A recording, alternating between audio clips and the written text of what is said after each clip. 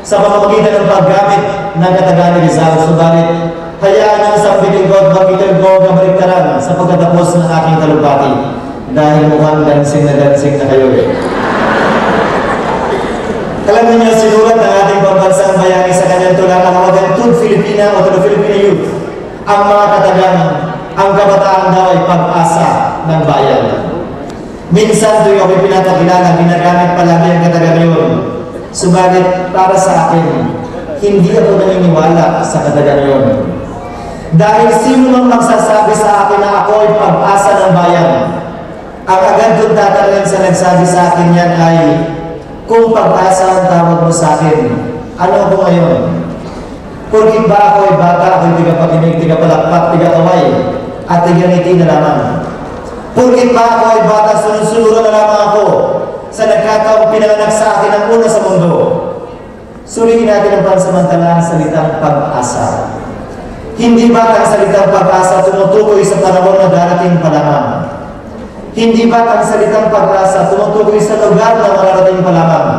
At marahil sa isang individual na uhubugin pa lamang? I will English that for a while. The word hope pertains to a time that is yet to come. It pertains to a place we are yet to reach. And it pertains to an individual that is yet to be molded. Para sa akin, hindi lamang dapat ituring at tawaging pag-asa ang kabataang Pilipino sa ngayon. Dahil para sa akin, ang kabataang Pilipino ngayon, maaasahan na dapat ng bayan. Sa umigit kumulang 72 milyong Pilipino, mas marami na po ngayon nabibilang sa nakababatang henerasyon. Ibig sabihin nun, kung hahayaan na lamang natin ang nagkataong pinanganak sa amin ang una sa mundo na pagsilbihan ng ating bansa, mas kukunting Pilipino ang gumadalaw para sa ating inang bayan.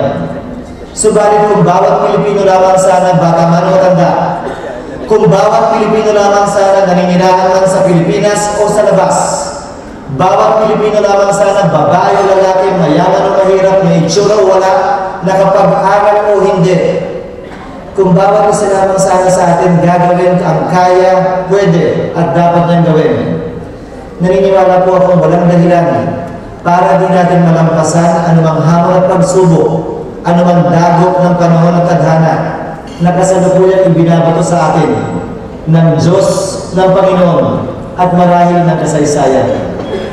Hiling at dalangin ko sa pagdiwag natin ng ika-100 at 11 anibersaryo ng ating kasalinlan.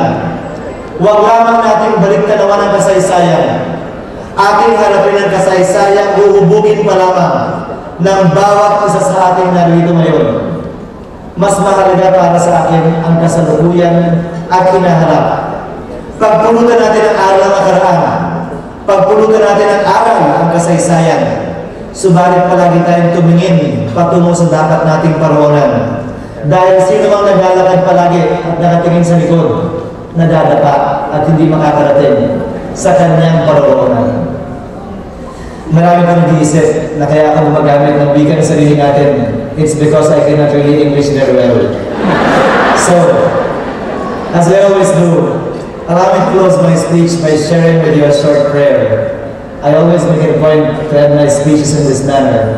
It's a prayer I utter every morning. And it also gives me an opportunity to speak in English somehow, somewhere. If you're familiar with it, please nevertheless bear with me.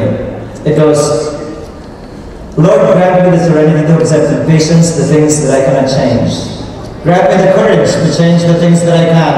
And most importantly, grant me the wisdom to know the difference. Sa pag-isip ko po tuwing umaga, sinasambit ko palagi ang maikling dasal na yan. Bigyan sana ako ng Panginoon ng kapayapaan sa aking pag-iisip na matanggap hindi ko kaya na baguhin sa mundo ito. Sana kasabay niyan, bigyan niya ako ng tapat at lakas na baguhin ang kaya at dapat kong baguhin sa buhay na ito. At higit sa lahat, hinihiling ko po na sana bigyan niya ako ng pag-unawa na makakita ang pagkakaiba ng dalawang yan.